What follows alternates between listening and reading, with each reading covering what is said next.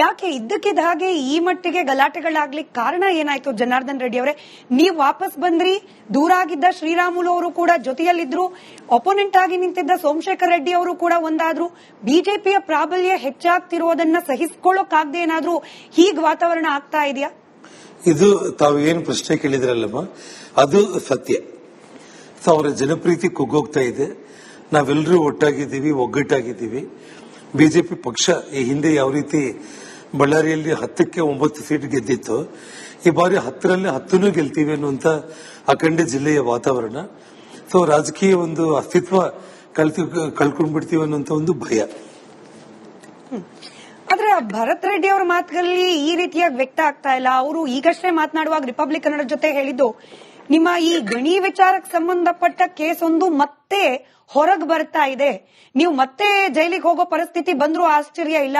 ಹಾಗಾಗಿ ಜನರ ಮನಸ್ಸನ್ನ ಅಥವಾ ಅವರ ಗಮನವನ್ನ ದಿಕ್ ತಪ್ಪಿಸೋಕೆ ಈ ಗಲಾಟೆಯನ್ನು ಮಾಡಿಸ್ತಿದ್ದಾರೆ ಜನಾರ್ದನ್ ರೆಡ್ಡಿ ಅವರು ಅಂತ ಹೇಳಿ ಕೇವಲ 10 ನಿಮಿಷದ ಹಿಂದೆ ಭರತ್ ರೆಡ್ಡಿ ಅವರು ಮಾಡಿದ ಆರೋಪ. ಯಾವ ಕೇಸಿಂದ ಯಾರು ತಪ್ಪಿಸಿಕೊಳ್ಳೋದಕ್ಕೆ ಸಾಧ್ಯ ಇಲ್ಲ. ಯಾವ ಕೇಸು ಅದಕ್ಕೆ ಸಂಬಂಧಪಟ್ಟ ಕಾನೂನು ಅನ್ನೋದು ಇದ್ದೇ ಇರುತ್ತೆ. ಅರ್ಥ ಆಯ್ತಾ? ಅನಾವಶ್ಯಕವಾಗಿ ಅವನು ಮಾಡಿರೋ ತಪ್ಪನ್ನ ಮುಚ್ಕೊಳ್ಳೋದಕ್ಕೆ ಅವನಿಗೆ ಆಗ್ತಾ ಇಲ್ಲ. ನಾವು ನಿನ್ನೆ ಮನೆ ಸುಡ್ತೀನಿ ಅಂತ ಹೇಳ್ತಾನೆ, ಬಳ್ಳಾರಿ ಭಸ್ಮ ಮಾಡ್ತೀನಿ ಅಂತ ಹೇಳ್ತಾನೆ, ನಾನು ಅವನ ಕತೆ ನೋಡ್ತೀನಿ ಅಂತ ಹೇಳ್ತಾನೆ. ಅವ್ರನ್ನ ಸಾಯಿಸಬೇಕು ಅಂದ್ರೆ 1000 ಮಾರ್ಗಗಳಿದೆ ಅಂತ ಹೇಳಿ ಮೀಡಿಯಾದಲ್ಲಿ ಕಂಪ್ಲೀಟ್ ಕುಡಿದ ಅಮಲಲ್ಲಿ ಅವನ್ ನೋಡಿ, ನೀವು ಟಿವಿಗಳಲ್ಲಿ ನಿನ್ನೆ ಮಾತಾಡಿದ್ರಲ್ಲಿ ಕಣ್ಣು ಮುಚ್ಕೊಂಡ್ಬಿಡ್ತಾ ಇದ್ದಾನೆ. ಫುಲ್ ಕುಡಿದು ಕಂಪ್ಲೀಟ್ ಅವನೇ ಡ್ರಗ್ ಅಡಿಕ್ಟ್. ಅವನ ಮಾತನ್ನು ನೀವು ಕಟ್ಕೊಂಡು ಈ ಪ್ರಶ್ನೆಗಳು ಕೇಳಿದ್ರೆ ನಾನೇನು ಉತ್ತರ ಕೊಡಬೇಕು? ಶಾಸಕರು ಸರ್, ಜಿಲ್ಲೆಯ ಜನ ಆಯ್ಕೆ ಮಾಡಿರೋರು, ಕ್ಷೇತ್ರದ ಜನ ಆಯ್ಕೆ ಮಾಡಿರೋರು, ಅವ್ರು ಮಾತನಾಡಿದ್ರೆ ಜಿಲ್ಲೆಯ ಜನರ ಪ್ರತಿಧ್ವನಿ ಅವರು. ಹಾಗೆ ಕಾಂಗ್ರೆಸ್ ಸರ್ಕಾರದ ಭಾಗ ಅವ್ರು ಮಾತನಾಡಿದ್ದನ್ನ ಗಂಭೀರವಾಗಿ ತಗೊಳ್ಬಾರ್ದು ಅಂದ್ರೆ ಹೆಂಗೆ ಅಂತ? ಅಲ್ಲ, ತಗೊಳ್ಳಿ ಅಂತ ನಾನು ಹೇಳ್ತಾ ಇದ್ದೀನಿ. ನನ್ನ ವಿಷಯದಲ್ಲಿ ಅವನ್ ಮಾತಾಡಿದ್ದನ್ನ ನೀವು ಯಾವುದೇ ಒಂದು ವಿಚಾರ ತಗೊಂಡ್ರು ಕೂಡ, ಅಂದ್ರೆ ಬಳ್ಳಾರಿ ಭಸ್ಮ ಮಾಡ್ತೀನಿ ಅನ್ನೋದು ಒಳ್ಳೆ ವಿಚಾರ ನಮ್ಮ. ಜನಾರ್ದನ್ ರೆಡ್ಡಿ ಮನೆ ಸುಡ್ತೀನಿ ಅನ್ನೋದು ಒಳ್ಳೆ ವಿಚಾರನ, ಅಥವಾ ಅವ್ರನ್ನ ಸಾಯಿಸೋದಕ್ಕೆ 1000 ಮಾರ್ಗ ಇದೆ ಅಂತ ಮೀಡಿಯಾದಲ್ಲಿ ಹೇಳಿದ್ರೆ ಅದು ಒಳ್ಳೆ ವಿಚಾರನ? ಅದು ನೀವು ಗಂಭೀರವಾಗಿ ತಗೋಬೇಕಾ, ಅಥವಾ ಅವನೇನೋ ಮಾತಾಡ್ತಾ ಇದ್ದಾನೆ ಅಂತ ಅದನ್ನ ಗಂಭೀರವಾಗಿ ತಗೊಳ್ತೀರಾ? ನನಗೆ ಹೇಳಿ ಸ್ಮಿತಾ ಅವರೇ ನೀವು. ಸರಿ, ಇವಾಗ ಆಯ್ತು, ಭರತ್ ರೆಡ್ಡಿ ಅವ್ರಿಗೇನೋ ರಾಜಕೀಯ ವೈಷಮ್ಯ ಇರಬಹುದೇನೋ, ಬಟ್ ಈ ಸತೀಶ್ ರೆಡ್ಡಿ ಯಾರು? ಜನಾರ್ದನ್ ರೆಡ್ಡಿ ಅವರೇ, ಈ ಎಲ್ಲಾ ವಿಚಾರ ಏನು ಗಲಾಟೆ ಆಯ್ತು, ಬ್ಯಾನರ್ ವಿಚಾರದ್ದು, ಅವ್ರ ಪಾತ್ರ ಏನಿತ್ತು ಅವತ್ತು? ಏನಾಯ್ತು ಎಕ್ಸಾಕ್ಟ್ಲಿ ಸತೀಶ್ ರೆಡ್ಡಿ ಅವರ ಸುತ್ತಮುತ್ತ ಅವ್ರ ವರ್ತನೆ ಬಗ್ಗೆ ಮಾಹಿತಿ ಕೊಡಿ ನಮ್ಗೆ. ನೀವು ಹೇಳಿದ್ರಲ್ಲ ಅವ್ರದಪ್ಪ ಗ್ರಾನೈಟ್ ಅವಾರ್ಡ್ ತಗೊಂಡಿದ್ದಾರೆ ಅಂತ ಹೇಳಿ. ಆ ಗ್ರಾನೈಟ್ ಒರಿಜಿನಲ್ ಓನರ್ ಬಂದು ದೇವರೆಡ್ಡಿ ಅಂತ ಹೇಳಿ, ಬಳ್ಳಾರಿಯಲ್ಲಿ ಬಹಳ ದೊಡ್ಡ ಮನೆತನ. ಸ್ನೇಹದಲ್ಲಿ ದೇವರೆಡ್ಡಿ ಜೊತೆ ನಾರಾಯಣ ರೆಡ್ಡಿ ಅವರಿಗೆ ಸಂಬಂಧ ಇಲ್ದಂಗೆ ಅವ್ರು ಸೈನ್ ಮಾಡಿಕೊಂಡು ಎಂಟೈರ್ ಗ್ರಾನೈಟ್ ಪ್ರಾಪರ್ಟಿನ ಅವ್ರ ಹೆಸರಿಗೆ ಟ್ರಾನ್ಸ್ಫರ್ ಮಾಡಿಕೊಂಡು ಆ ಮನುಷ್ಯ ಇವತ್ತು ಸತ್ತೇ ಹೋಗ್ಬಿಟ್ರು. ಅವ್ರಿಗೆ 3 ಹೆಣ್ಮಕ್ಳು. ಆ ಹೆಣ್ಮಕ್ಳು ಮಾಡಿದ ಹೋರಾಟ ನಾನು ನಿಮಗೆ ನಿಮ್ಮ ಮಾಧ್ಯಮ ಸ್ನೇಹಿತರಿಗೆ ಕೇಳಿದ್, ನಿಮ್ಮ ರಿಪಬ್ಲಿಕ್ ಟಿವಿನಲ್ಲಿ ಕೂಡ ಅವತ್ತು ನಿಮ್ಮ ರಿಪಬ್ಲಿಕ್ ಟಿವಿ ಇನ್ನೂ ಸ್ಟಾರ್ಟ್ ಆಗಿತ್ತು ಇಲ್ಲೋ ಗೊತ್ತಿಲ್ಲ. ಕೇವಲ 2 ವರ್ಷದ ಹಿಂದೆ ಕೂಡ ಅವರು ಬೆಂಗಳೂರಿಗೆ ಬಂದ್ರು, ಗವರ್ನರ್ ಹತ್ರ ಹೋದ್ರು, ಡಿಜಿ ಹತ್ರ ಹೋಗಿದ್ದಾರೆ, ರಾಷ್ಟ್ರಪತಿಗಳ ಹತ್ರ ಹೋಗಿದ್ದಾರೆ, ಕೋರ್ಟ್ಗೆ ಹೋಗಿದ್ದಾರೆ. ಆ 3 ಹೆಣ್ಮಕ್ಳು ಕೂಡ ನಮಗೆ ನ್ಯಾಯ ಮಾಡಿ, ಭರತ್ ರೆಡ್ಡಿ ಕುಟುಂಬದಿಂದ ನಮಗೆ ಪ್ರಾಣಹಾನಿ ಇದೆ, ನಮ್ಮ ಆಸ್ತಿಗಳನ್ನ ಅವ್ರು ಹಾಕೊಂಡ್ಬಿಟ್ಟಿದ್ದಾರೆ ಅಂತ ಹೇಳ್ಬಿಟ್ಟು ಇಡೀ ಆ 3 ಹೆಣ್ಮಕ್ಳು ಕಣ್ಣೀರು ಹಾಕುಂತ ಇಡೀ ಬಳ್ಳಾರಿ, ಬೆಂಗಳೂರು, ಡೆಲ್ಲಿವರೆಗೂ ಹೋರಾಟ ಮಾಡಿದ್ದಾರೆ. ಅದು ಅವರಪ್ಪನ ನಾರಾಯಣ ರೆಡ್ಡಿ ಅವರ ಹಿಸ್ಟ್ರಿ. ಒಂದು. ಎರಡನೇದು, ಇವನು ಸತೀಶ್ ರೆಡ್ಡಿ ಅನ್ನೋನು, ನೀವು ಇವಾಗ ನಮ್ಮ ರಿಪಬ್ಲಿಕ್ ಟಿವಿ ಕಡೆಯಿಂದ ನಾನು ಮನವಿ ಮಾಡ್ತಾ ಇದ್ದೀನಿ, ಮತ್ತು ತಾವು ಕೂಡ ಡಿಮ್ಯಾಂಡ್ ಮಾಡಿ ಭರತ್ ರೆಡ್ಡಿ ಬ್ಲಡ್ ಸ್ಯಾಂಪಲ್ಸ್ ತಗೊಳ್ಳಿ, ಸತೀಶ್ ರೆಡ್ಡಿ ಬ್ಲಡ್ ಸ್ಯಾಂಪಲ್ಸ್ ತಗೊಳ್ಳಿ. ಆ ಬ್ಲಡ್ ಸ್ಯಾಂಪಲ್ಸ್ ಅಲ್ಲಿ ಡ್ರಗ್ಸ್ ವಿಚಾರದಲ್ಲಿ ಕರ್ನಾಟಕ ರಾಜ್ಯ ಬಿಟ್ಟು ಈ ರಾಜ್ಯದ ಮುಖ್ಯಮಂತ್ರಿಗಳಿಗೆ ನಾನು ರಿಕ್ವೆಸ್ಟ್ ಮಾಡ್ತಾ ಇದ್ದೀನಿ, ಆ ಬ್ಲಡ್ ಟೆಸ್ಟ್ ರಿಪೋರ್ಟ್ಗಳನ್ನ ಪಾರದರ್ಶಕವಾಗಿ ತಗೊಳ್ಳಿ. ಅವನ ಸತೀಶ್ ರೆಡ್ಡಿ ಎಷ್ಟು ಡ್ರಗ್ ಅಡಿಕ್ಟೆಡ್ ಅಂತಂದ್ರೆ, ಅವನು ನಿನ್ನೆ ಮನೆ ಮುಂದೆ ಬಂದು ಕುತ್ಕೊಂಡ್ಬಿಟ್ಟು ಶ್ರೀರಾಮುಲು ಅವರು ಈ ರೀತಿ ಮನೆ ಹತ್ರ ಬಂದು ಫ್ಯಾಮಿಲಿ ಮೆಂಬರ್ಸ್ ಇರೋದು, ಗಲಾಟೆ ಮಾಡೋದು ಸೂಕ್ತ ಅಲ್ಲ, ಇಲ್ಲಿಂದ ಎದ್ದೋಗಪ್ಪ ಅಂದ್ರು ಕೂಡ ಅವನು ಪ್ರೈವೇಟ್ ಗನ್ಮ್ಯಾನ್ಗಳೆಲ್ಲ ಗನ್ಗಳನ್ನ ತೋರಿಸಿ ಆರ್ಭಾಟ ಮಾಡಿ ಅವನು ಎಷ್ಟು ಕೂಗಾಡ್ದ ರೇಗಾಡ್ದ ಅನ್ನೋದು ಎಲ್ಲ ಟಿವಿ ವಿಜುವಲ್ಸ್ ನಲ್ಲಿ ನೀವು ನೋಡ್ತಾ ಇದ್ದೀರಿ. ಇವ್ರ ನೇಚರ್ ಏನಂದ್ರೆ ಅಪ್ಪ ಮಕ್ಕಳದು ಈ ತರ ಮಧ್ಯವರ್ತಿಗಳನ್ನ ರೌಡಿಗಳನ್ನ ಕುಡಿದು ಪ್ರೈವೇಟ್ ಗನ್ಮ್ಯಾನ್ಗಳನ್ನ ಇಟ್ಟು ಅವನ ಮನೆ ಮೇಲೆ ಕಳಿಸಿದ್ದಾನೆ. ನಾನು ಹೋಗಿಲ್ಲ ಅಂತ ಹೇಳಿ. ಯಾವಾಗ ಸತೀಶ್ ರೆಡ್ಡಿಗೆ ಗಲಾಟೆಗಳಲ್ಲಿ ಗಾಯ ಆಯಿತು, ಕೊನೆಗೆ ಅವನೇ ಇವತ್ತು ನಮ್ಮ ಮನೆಗೆ ಬರಬೇಕಾಯ್ತು. ಬರುತ್ತೆ. ನೀವು ಇಷ್ಟು ಅರ್ಥ ಮಾಡ್ಕೊಳ್ಳಿ, ಒಬ್ಬರ ಮನೆಗೆ ಹೋಗಿ ಗಲಾಟೆ ಮಾಡೋ ಅವಶ್ಯಕತೆ ಏನಿದೆ. ಇನ್ನೊಂದು ಮಾತ್ರ ನಾನು ಹೇಳ್ತಾ ಇದ್ದೀನಿ, ಒಂದು ಬ್ಯಾನರ್ ವಿಚಾರ ಅಂತ ಹೇಳಿ ಹೇಳ್ತಾ ಇದ್ದೀನಿ. ಡಿ ಕೆ ಶಿವಕುಮಾರ್ ಅವರು ಕೂಡ ಮಾತಾಡಿದ್ದು ನಾನು ಕೇಳಿದೆ. ನಾನು ಬ್ಯಾನರ್ ವಿಚಾರ ಅಂತಂದ್ರೆ ತಾವು ಪೊಲೀಸರನ್ನ ಕಳಿಸಿ ರೌಡಿಗಳು ಯಾಕೆ ಬರ್ಬೇಕು ನಮ್ಮ ಮನೆ ಮುಂದೆ? ಪ್ರೈವೇಟ್ ಗನ್ಮ್ಯಾನ್ಗಳನ್ನ ಯಾಕೆ ನೀವು ಕರ್ಕೊಂಡು ಬರ್ತೀರಿ? ಬೀರ್ ಬಾಟಲ್ಸ್, ಪೆಟ್ರೋಲ್ ಬಾಂಬ್ಗಳು ನೀವು ಹೆಂಗ್ ಕರ್ಕೊಂಡು ಬರ್ತೀರಿ? ಹೆಂಗೆ ಜನಗಳನ್ನ ಮೊಬಿಲೈಸ್ ಮಾಡ್ತೀರಿ ನನ್ನ ಮನೆ ಮುಂದೆ? ನಿಮಗೆ ಕಾನೂನು ಮೇಲೆ ಗೌರವ ಇದ್ದಿದ್ರೆ ಒಬ್ಬ MLA ಆಗಿ ನಿಮ್ದೇ ಸರ್ಕಾರ ಇಟ್ಕೊಂಡು ಬ್ಯಾನರ್ ಕಟ್ಟೋದು ವಿಚಾರ ಆಗಿದ್ರೆ ಕಾನೂನುಬದ್ಧವಾಗಿ ನನ್ನ ಮನೆ ಮುಂದೆ ನೀವು ಬ್ಯಾನರ್ ಕಟ್ಟಬೇಕು ಅಂದ್ರೂ ಕೂಡ ಮುನ್ಸಿಪಾಲಿಟಿ ಅಧಿಕಾರಿಗಳು, ಪೊಲೀಸ್ ಅಧಿಕಾರಿಗಳನ್ನ ಕಳಿಸಿ ಬ್ಯಾನರ್ ಕಟ್ಟಿಸು. ಯಾರು ಬೇಡ ಅಂತ ಇದ್ದಾರೆ? ರೌಡಿಗಳು ಬರ್ತಾರ? ಸತೀಶ್ ರೆಡ್ಡಿನ ಕಳಿಸ್ತೀರಾ ನೀವು? ಒಬ್ಬ ಡ್ರಗ್ ಅಡಿಕ್ಟೆಡ್ ಕುಡುಕನ್ನ ಪ್ರೈವೇಟ್ ಗನ್ಮ್ಯಾನ್ಗಳನ್ನಿಟ್ಟು ನಮ್ಮ ಮನೆ ಮುಂದೆ ಬಾಟಲ್ಸ್, ಬೇರ್ ಬಾಟಲ್ಸ್, ಪೆಟ್ರೋಲ್ ಬಾಂಬ್ಸ್ಗಳನ್ನ ತಗೊಂಡ್ ಬರ್ತೀರಿ ಅಂದ್ರೆ ಕಾನೂನು ಮೇಲೆ ನಿಮ್ಗೇನ್ ಗೌರವ ಇದೆ? ನೀವು ಅದೇ ಬ್ಯಾನರ್ ಆಗ್ಬೇಕು ಅಂತಂದ್ರೆ ಡಿ ಕೆ ಶಿವಕುಮಾರ್ ಅವರೇ, ನೀವು ನಿಮ್ಮ ಶಾಸಕರಿಗೆ ಬುದ್ಧಿವಾದ ಹೇಳ್ಬೇಕಾಗಿದ್ದೇನೆಂದ್ರೆ ಬ್ಯಾನರ್ಗಳು ನಿಮ್ಮ ಕಾಂಗ್ರೆಸ್ ಕಾರ್ಯಕರ್ತರು ತಗೊಂಡ್ ಬಂದು ನನ್ನ ಮನೆ ಮುಂದೆನೋ ನನ್ನ ಮನೆ ಮೇಲೇನೋ ನೀವು ಕಟ್ಟಬೇಕು ಅಂತ ಆಗಿದ್ರೆ ಕಾನೂನುಬದ್ಧವಾಗಿ ಮುನ್ಸಿಪಾಲಿಟಿ ಅಧಿಕಾರಿಗಳು, ಪೊಲೀಸ್ ಅಧಿಕಾರಿಗಳನ್ನ ಇಟ್ಟು ಇದು ನಾವಿಲ್ಲಿ ಬ್ಯಾನರ್ ಆಗ್ತಾ ಇದ್ದೀವಿ, ಕಾನೂನುಬದ್ಧವಾಗಿ ಇದು ಪಬ್ಲಿಕ್ ಪ್ರಾಪರ್ಟಿಯಲ್ಲಿ ಆಗ್ತಾ ಇದ್ದೀವಿ, ನಿಮ್ಮ ಮನೆಯಲ್ಲಿ ಆಗ್ತಾ ಇರ್ಬಿಟ್ಟು ನೀವು ಮಾಡಬೇಕಾಗಿತ್ತು. ನನ್ನ ಮನೆ ಮುಂದೆ ನೀವು ರೌಡಿಗಳನ್ನ, ಪ್ರೈವೇಟ್ ಗನ್ಮ್ಯಾನ್ಗಳನ್ನ ಇಟ್ಟು ಕಳಿಸಿದ್ರಿ ಅಂದ್ರೆ ನಿಮ್ಮ ಉದ್ದೇಶ ಏನು? ಜನಾರ್ದನ್ ರೆಡ್ಡಿ ಯಾಕೆ ಇದ್ದಕ್ಕಿದ್ದ ಹಾಗೆ ಈ ಮಟ್ಟಿಗೆ ಗಲಾಟೆಗಳಾಗ್ಲಿಕ್ಕೆ ಕಾರಣ ಏನಾಯ್ತು? ಜನಾರ್ದನ್ ರೆಡ್ಡಿ ಅವರೇ, ನೀವು ವಾಪಸ್ ಬಂದ್ರಿ, ದೂರ ಆಗಿದ್ದ ಶ್ರೀರಾಮುಲು ಅವರು ಕೂಡ ಜೊತೆಯಲ್ಲಿದ್ರು, ಅಪೋನೆಂಟ್ ಆಗಿ ನಿಂತಿದ್ದ ಸೋಮಶೇಖರ್ ರೆಡ್ಡಿ ಅವರು ಕೂಡ ಒಂದಾದ್ರು. ಬಿಜೆಪಿಯ ಪ್ರಾಬಲ್ಯ ಹೆಚ್ಚಾಗ್ತಿರೋದನ್ನ ಸಹಿಸಿಕೊಳ್ಳೋಕಾಗದೆ ಏನಾದ್ರೂ ಹೀಗ್ ವಾತಾವರಣ ಆಗ್ತಾ ಇದೆಯಾ? ಇದು ತಾವು ಏನು ಪ್ರಶ್ನೆ ಕೇಳಿದ್ರಲ್ಲಮ್ಮ, ಅದು ಸತ್ಯ. ಅವರ ಜನಪ್ರೀತಿ ಕುಗ್ಗೋಗ್ತಾ ಇದೆ. ನಾವೆಲ್ಲರೂ ಒಟ್ಟಾಗಿದ್ದೀವಿ, ಒಗ್ಗಟ್ಟಾಗಿದ್ದೀವಿ.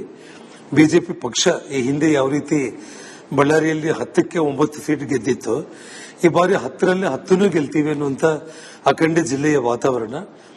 ರಾಜಕೀಯ ಒಂದು ಅಸ್ತಿತ್ವ ಕಳ್ಕೊಂಡ್ಬಿಡ್ತೀವಿ ಅನ್ನುವಂತ ಒಂದು ಭಯ.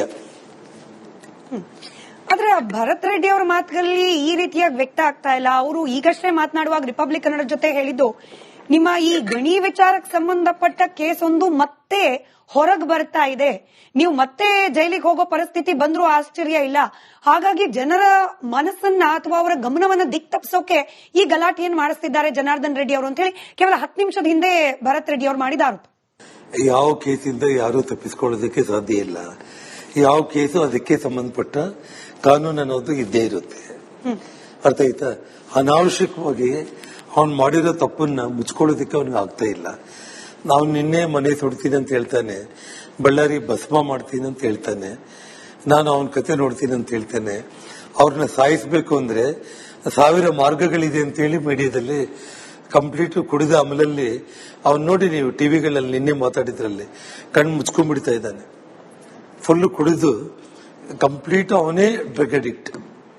ಅವನ ಮಾತನ್ನು ನೀವು ಕಟ್ಕೊಂಡು ಈ ಪ್ರಶ್ನೆಗಳು ಕೇಳಿದ್ರೆ ನಾನೇನು ಉತ್ತರ ಕೊಡಬೇಕು? ಶಾಸಕರು ಸರ್, ಜಿಲ್ಲೆಯ ಜನ ಆಯ್ಕೆ ಮಾಡಿರೋರು, ಕ್ಷೇತ್ರದ ಜನ ಆಯ್ಕೆ ಮಾಡಿರೋರು, ಅವ್ರು ಮಾತನಾಡಿದ್ರೆ ಜಿಲ್ಲೆಯ ಜನರ ಪ್ರತಿಧ್ವನಿ ಅವರು, ಹಾಗೆ ಕಾಂಗ್ರೆಸ್ ಸರ್ಕಾರದ ಭಾಗ ಅವರು.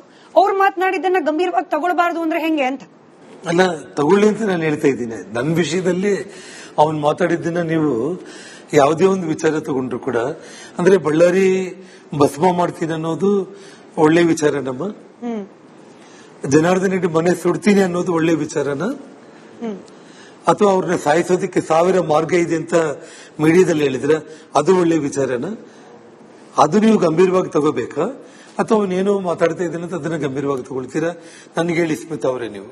ಸರಿ, ಇವಾಗ ಆಯ್ತು, ಭರತ್ ರೆಡ್ಡಿ ಅವ್ರಿಗೇನೋ ರಾಜಕೀಯ ವೈಷಮ್ಯ ಇರಬಹುದೇನೋ, ಬಟ್ ಈ ಸತೀಶ್ ರೆಡ್ಡಿ ಯಾರು? ಜನಾರ್ದನ್ ರೆಡ್ಡಿ ಅವರೇ, ಈ ಎಲ್ಲಾ ವಿಚಾರ ಏನು ಗಲಾಟೆ ಆಯ್ತು, ಬ್ಯಾನರ್ ವಿಚಾರದ್ದು, ಅವ್ರ ಪಾತ್ರ ಏನಿತ್ತು ಅವತ್ತು? ಏನಾಯ್ತು ಎಕ್ಸಾಕ್ಟ್ಲಿ ಸತೀಶ್ ರೆಡ್ಡಿ ಅವರ ಸುತ್ತಮುತ್ತ? ಅವ್ರ ವರ್ತನೆ ಬಗ್ಗೆ ಮಾಹಿತಿ ಕೊಡಿ ನಮ್ಗೆ. ನೀವು ಹೇಳಿದ್ರಲ್ಲ ಅವ್ರದಪ್ಪ ಗ್ರೈನೇಟ್ ಅವಾರ್ಡ್ ತಗೊಂಡಿದ್ದಾರೆ ಅಂತ ಹೇಳಿ. ಆ ಗ್ರೈನೇಟ್ ಒರಿಜಿನಲ್ ಓನರ್ ಬಂದು ದೇವರೆಡ್ಡಿ ಅಂತ ಹೇಳಿ, ಬಳ್ಳಾರಿಯಲ್ಲಿ ಬಹಳ ದೊಡ್ಡ ಮನೆತನ. ಸ್ನೇಹದಲ್ಲಿ ದೇವರೆಡ್ಡಿ ಜೊತೆ ನಾರಾಯಣ ರೆಡ್ಡಿ ಅವರಿಗೆ ಸಂಬಂಧ ಇಲ್ದಂಗೆ ಅವ್ರು ಸೈನ್ ಮಾಡಿಕೊಂಡು ಎಂಟೈರ್ ಗ್ರಾನೈಟ್ ಪ್ರಾಪರ್ಟಿನ ಅವ್ರ ಹೆಸರಿಗೆ ಟ್ರಾನ್ಸ್ಫರ್ ಮಾಡಿಕೊಂಡು ಆ ಮನುಷ್ಯ ಇವತ್ತು ಸತ್ತೇ ಹೋಗ್ಬಿಟ್ರು. ಅವರಿಗೆ 3 ಹೆಣ್ಮಕ್ಳು. ಆ ಹೆಣ್ಮಕ್ಳು ಮಾಡಿದ ಹೋರಾಟ ನಾನು ನಿಮಗೆ ನಿಮ್ಮ ಮಾಧ್ಯಮ ಸ್ನೇಹಿತರಿಗೆ ಕೇಳಿದ್, ನಿಮ್ಮ ರಿಪಬ್ಲಿಕ್ ಟಿವಿನಲ್ಲಿ ಕೂಡ ಅವತ್ತು ನಿಮ್ಮ ರಿಪಬ್ಲಿಕ್ ಟಿವಿ ಇನ್ನೂ ಸ್ಟಾರ್ಟ್ ಆಗಿತ್ತು ಇಲ್ಲೋ ಗೊತ್ತಿಲ್ಲ. ಕೇವಲ 2 ವರ್ಷದ ಹಿಂದೆ ಕೂಡ ಅವರು ಬೆಂಗಳೂರಿಗೆ ಬಂದ್ರು, ಗವರ್ನರ್ ಹತ್ರ ಹೋದ್ರು, ಡಿಜಿ ಹತ್ರ ಹೋಗಿದ್ದಾರೆ, ರಾಷ್ಟ್ರಪತಿಗಳ ಹತ್ರ ಹೋಗಿದ್ದಾರೆ, ಕೋರ್ಟ್ಗೆ ಹೋಗಿದ್ದಾರೆ. ಆ 3 ಹೆಣ್ಮಕ್ಳು ಕೂಡ ನಮಗೆ ನ್ಯಾಯ ಮಾಡಿ ಭರತ್ ರೆಡ್ಡಿ ಕುಟುಂಬದಿಂದ ನಮಗೆ ಪ್ರಾಣಹಾನಿ ಇದೆ, ನಮ್ಮ ಆಸ್ತಿಗಳನ್ನ ಅವ್ರು ಹಾಕೊಂಡ್ಬಿಟ್ಟಿದ್ದಾರೆ ಅಂತ ಹೇಳ್ಬಿಟ್ಟು ಇಡೀ ಆ 3 ಹೆಣ್ಮಕ್ಳು ಕಣ್ಣೀರ್ ಹಾಕುವಂತ ಇಡೀ ಬಳ್ಳಾರಿ, ಬೆಂಗಳೂರು, ಡೆಲ್ಲಿವರೆಗೂ ಹೋರಾಟ ಮಾಡಿದ್ದಾರೆ. ಅದು ಅವರಪ್ಪನ ನಾರಾಯಣ ರೆಡ್ಡಿ ಅವರ ಹಿಸ್ಟ್ರಿ. ಒಂದು.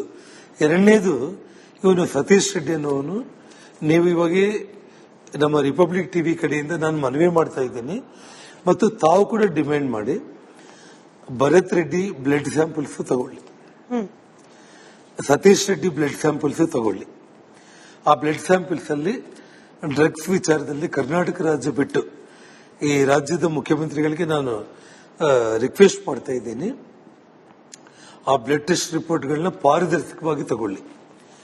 ಅವನ ಸತೀಶ್ ರೆಡ್ಡಿ ಎಷ್ಟು ಡ್ರಗ್ ಅಡಿಕ್ಟೆಡ್ ಅಂತಂದ್ರೆ, ಅವನು ನಿನ್ನೆ ಮನೆ ಮುಂದೆ ಬಂದು ಕುತ್ಕೊಂಡ್ಬಿಟ್ಟು ಶ್ರೀರಾಮುಲು ಅವರು ಈ ರೀತಿ ಮನೆ ಹತ್ರ ಬಂದು ಫ್ಯಾಮಿಲಿ ಮೆಂಬರ್ಸ್ ಇರೋದು ಗಲಾಟೆ ಮಾಡೋದು ಸೂಕ್ತ ಅಲ್ಲ, ಇಲ್ಲಿಂದ ಎದ್ದೋಗಪ್ಪ ಅಂದ್ರು ಕೂಡ ಅವನು ಪ್ರೈವೇಟ್ ಗನ್ಮ್ಯಾನ್ಗಳೆಲ್ಲ ಗನ್ಗಳನ್ನ ತೋರಿಸಿ ಆರ್ಭಾಟ ಮಾಡಿ ಅವನು ಎಷ್ಟು ಕೂಗಾಡ್ದ ರೇಗಾಡ್ದ ಅನ್ನೋದು ಎಲ್ಲ ಟಿವಿ ವಿಜುವಲ್ಸ್ ನಲ್ಲಿ ನೀವು ನೋಡ್ತಾ ಇದ್ದೀರಿ. ಇವ್ರ ನೇಚರ್ ಏನಿದ್ರೆ ಅಪ್ಪ ಮಕ್ಕಳದು ಈ ತರ ಮಧ್ಯವರ್ತಿಗಳನ್ನ, ರೌಡಿಗಳನ್ನ ಕುಡಿದು ಪ್ರೈವೇಟ್ ಗನ್ಮ್ಯಾನ್ಗಳನ್ನ ಇಟ್ಟು ಅವನ ಮನೆ ಮೇಲೆ ಕಳಿಸಿದ್ದಾನೆ. ನಾನು ಹೋಗಿಲ್ಲ ಅಂತ ಹೇಳಿ. ಯಾವಾಗ ಸತೀಶ್ ರೆಡ್ಡಿಗೆ ಗಲಾಟೆಗಳಲ್ಲಿ ಗಾಯ ಆಯಿತು, ಕೊನೆಗೆ ಅವನೇ ಇವತ್ತು ನಮ್ಮ ಮನೆಗೆ ಬರಬೇಕಾಯ್ತು ಭರತ್. ನೀವು ಇಷ್ಟು ಅರ್ಥ ಮಾಡ್ಕೊಳ್ಳಿ, ಒಬ್ಬರು ಮನೆಗೆ ಹೋಗಿ ಗಲಾಟೆ ಮಾಡೋ ಅವಶ್ಯಕತೆ ಏನಿದೆ. ಇನ್ನೊಂದು ಮಾತ್ರ ನಾನು ಹೇಳ್ತಾ ಇದ್ದೀನಿ, ಒಂದು ಬ್ಯಾನರ್ ವಿಚಾರ ಅಂತ ಹೇಳಿ ಹೇಳ್ತಾ ಇದ್ದೀನಿ. ಡಿ ಕೆ ಶಿವಕುಮಾರ್ ಅವರು ಕೂಡ ಮಾತಾಡಿದ್ದು ನಾನು ಕೇಳಿದೆ. ನಾನು ಬ್ಯಾನರ್ ವಿಚಾರ ಅಂತಂದ್ರೆ ತಾವು ಪೊಲೀಸರನ್ನ ಕಳಿಸಿ, ರೌಡಿಗಳು ಯಾಕೆ ಬರಬೇಕು ನಮ್ಮ ಮನೆ ಮುಂದೆ? ಪ್ರೈವೇಟ್ ಗನ್ಮ್ಯಾನ್ಗಳನ್ನ ಯಾಕೆ ನೀವು ಕರ್ಕೊಂಡು ಬರ್ತೀರಿ? ಬೀರ್ ಬಾಟಲ್ಸ್, ಪೆಟ್ರೋಲ್ ಬಾಂಬ್ಗಳು ನೀವು ಹೆಂಗ್ ಕರ್ಕೊಂಡು ಬರ್ತೀರಿ? ಹೆಂಗೆ ಜನಗಳನ್ನ ಮೊಬಿಲೈಸ್ ಮಾಡ್ತೀರಿ ನನ್ನ ಮನೆ ಮುಂದೆ? ನಿಮಗೆ ಕಾನೂನು ಮೇಲೆ ಗೌರವ ಇದ್ದಿದ್ರೆ ಒಬ್ಬ MLA ಆಗಿ ನಿಮ್ದೇ ಸರ್ಕಾರ ಇಟ್ಕೊಂಡು ಬ್ಯಾನರ್ ಕಟ್ಟೋದು ವಿಚಾರ ಆಗಿದ್ರೆ ಕಾನೂನುಬದ್ಧವಾಗಿ ನನ್ನ ಮನೆ ಮುಂದೆ ನೀವು ಬ್ಯಾನರ್ ಕಟ್ಟಬೇಕು ಅಂದ್ರೂ ಕೂಡ ಮುನ್ಸಿಪಾಲಿಟಿ ಅಧಿಕಾರಿಗಳು, ಪೊಲೀಸ್ ಅಧಿಕಾರಿಗಳನ್ನ ಕಳಿಸಿ ಬ್ಯಾನರ್ ಕಟ್ಟಿಸು. ಯಾರು ಬೇಡ ಅಂತ ಇದ್ದಾರೆ? ರೌಡಿಗಳು ಬರ್ತಾರ? ಸತೀಶ್ ರೆಡ್ಡಿನ ಕಳಿಸ್ತೀರಾ ನೀವು? ಒಬ್ಬ ಡ್ರಗ್ ಅಡಿಕ್ಟೆಡ್ ಕುಡುಕನ್ನ ಪ್ರೈವೇಟ್ ಮೆನ್ಗಳನ್ನಿಟ್ಟು ನಮ್ಮ ಮನೆ ಮುಂದೆ ಬಾಟಲ್ಸ್, ಬೇರ್ ಬಾಟಲ್ಸ್, ಪೆಟ್ರೋಲ್ ಬಾಂಬ್ಸ್ಗಳನ್ನ ತಗೊಂಡ್ ಬರ್ತೀರಿ ಅಂದ್ರೆ ಕಾನೂನು ಮೇಲೆ ನಿಮ್ಗೇನ್ ಗೌರವ ಇದೆ? ನೀವು ಅದೇ ಬ್ಯಾನರ್ ಆಗ್ಬೇಕು ಅಂತಂದ್ರೆ ಡಿ ಕೆ ಶಿವಕುಮಾರ್ ಅವರೇ, ನೀವು ನಿಮ್ಮ ಶಾಸಕರಿಗೆ ಬುದ್ಧಿವಾದ ಹೇಳ್ಬೇಕಾಗಿದ್ದೇನೆಂದ್ರೆ, ಬ್ಯಾನರ್ಗಳು ನಿಮ್ಮ ಕಾಂಗ್ರೆಸ್ ಕಾರ್ಯಕರ್ತರು ತಗೊಂಡ್ ಬಂದು ನನ್ನ ಮನೆ ಮುಂದೆನೋ ನನ್ನ ಮನೆ ಮೇಲೇನೋ ನೀವು ಕಟ್ಟಬೇಕು ಅಂತ ಆಗಿದ್ರೆ ಕಾನೂನುಬದ್ಧವಾಗಿ ಮುನ್ಸಿಪಾಲಿಟಿ ಅಧಿಕಾರಿಗಳು, ಪೊಲೀಸ್ ಅಧಿಕಾರಿಗಳನ್ನ ಇಟ್ಟು ಇದು ನಾವಿಲ್ಲಿ ಬ್ಯಾನರ್ ಆಗ್ತಾ ಇದ್ದೀವಿ, ಕಾನೂನುಬದ್ಧವಾಗಿ ಇದು ಪಬ್ಲಿಕ್ ಪ್ರಾಪರ್ಟಿಯಲ್ಲಿ ಆಗ್ತಾ ಇದ್ದೀವಿ, ನಿಮ್ಮ ಮನೆಯಲ್ಲಿ ಆಗ್ತಾ ಇರ್ಬಿಟ್ಟು ನೀವು ಮಾಡಬೇಕಾಗಿತ್ತು. ನನ್ನ ಮನೆ ಮುಂದೆ ನೀವು ರೌಡಿಗಳನ್ನ, ಪ್ರೈವೇಟ್ ಗನ್ಮ್ಯಾನ್ಗಳನ್ನ ಇಟ್ಟು ಕಳಿಸಿದ್ರಿ ಅಂದ್ರೆ ನಿಮ್ಮ ಉದ್ದೇಶ ಏನು? ಜನಾರ್ದನ್ ರೆಡ್ಡಿ ಅಂತ